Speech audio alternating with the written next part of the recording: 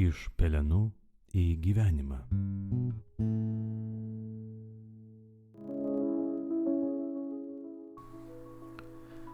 Viešpatie, padėk man išgirsti tavo žodį, pamilti jį, suprasti ir pagal jį gyventi. Iš Šventosios Evangelijos pagal Luką. Anuo metu pas Jėzų rinkdavosi visokie muitininkai ir nusidėjėliai jo pasiklausyti, o fariziejai ir rašto aiškintojai murmėdavo: šitas priima nusidėjėlius ir su jais valgo. Tuomet Jėzus pasakė jiems palyginimą. Vienas žmogus turėjo 2 sūnus. Kartą jaunesnysis tarė tėvui: tėve, atiduok man priklausančią palikimo dalį. Tėvas padalijo sūnums turtą.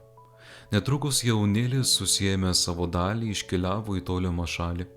Tenai, palaidai gyvendamas, išeikvojo savo lobį. Kai viską išleido, tai šalyje kilo baisus badas ir jis pradėjo stokoti. Tada nuėjo pas vieną šalies gyventoją ir stojo jam tarnauti. Tasai jį pasiuntė į laukus kiaulių ganyti. Jis geidė prikimšti pilvą bent ankščių jovalo, kurį ėdė kiaulės, tačiau ne to jam neduodavo. Tada susimastė ir tarė: kiek mano tėvo samdinių apsčiai turi duonos, o aš čia mirštu iš bado. Kelsiuos, eisiu pas tėvą ir sakysiu: tėve, nusidėjau dangų ir tau, nesu vertas vadintis tavo sūnumi. Priimk mane bent samdiniu. Jis pasiryžo ir iškeliavo pas tėvą. Tėvas pažino jį iš tolo, labai susigraudino, pribėgo prie jo, puolė ant kaklo ir pabučiavo. O sūnus prabilo: tėve, nusidėjau dangų ir tau, nebesu vertas vadintis tavo sūnumi. Bet tėvas įsakė tarnams: kuo greičiau atneškite geriausią drabužį ir apvilkite jį. Užmaukite jam ant piršto žiedą, apaukite kojas.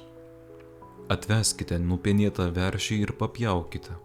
Puotaukime, linksminkimės, nes šis mano sūnus buvo miręs ir vėl atgijo. Buvo pražuvęs ir atsirado. Ir jie pradėjo linksmintis. Tuo metu vyresnysis sūnus buvo laukuose. Eidamas namo ir prisiartinęs prie sodybos išgirdo muziką ir šokius. Jis pasišaukė tarną ir paklausė: kas čia dedasi? Tas jam atsakė: sugrįžo tavo brolis, tai tėvas liepė papjauti nupenėtą veršį, kad sulaukė jo sveiko. Tada šis supyko ir nenorėjo eiti namo.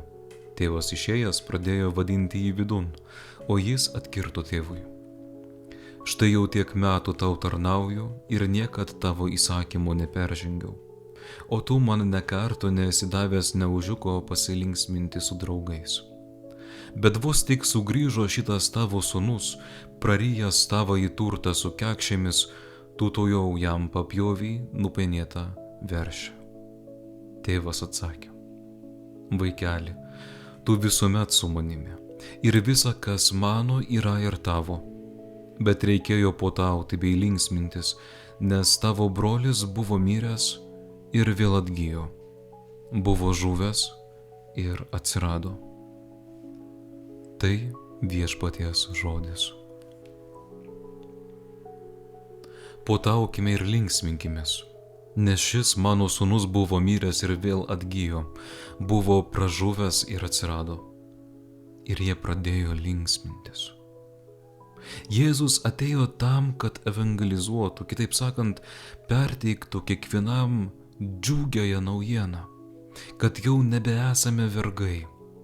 Jis sugrąžino žmogui orumą, apreiškė tėvą, jo meilę, žodį, valią. Išvaduoja mus iš mirties pančių. Štai šis jaunesnysis sūnus, atkreipkime dėmesį, buvo pražuvęs, buvo miręs. Bet kodėl? Gal todėl, kad atsiskyrė nuo tėvo, nebegirdėjo jo balso, nebegalėjo patirti jo prisilietimo, kartu sėdėti su juo prie vieno stalo, kalbėti su juo. Nebeskyrė jam laiko. Ir tik sugrįžęs pas tėvą, vėl išgirdęs jo balsą, pajutęs jo prisilietimą ir dar kartą patyręs jo meilę, jisai atgijo. Ir kartu su tėvu, ir visais jo namais puotauja ir džiaugiasi. Tegul šiandienos Dievo žodis pradžiugina mūsų širdis mintimi. Dievo meilė niekada nesibaigia. Ji nereikalauja abipusiškumo. Dievas myli net tada, kai mes nuo jo nusisukame, pasislėpiame. O kai širdyje užgimsta tikras atsivertimo ilgesys, tėvas kviečia mus susėsti prie vieno stalo, puotauti ir linksmintis, švęsti gyvenimą. Tegul kiekvieną iš mūsų Viešpats laimina. Iš pelenų į gyvenimą.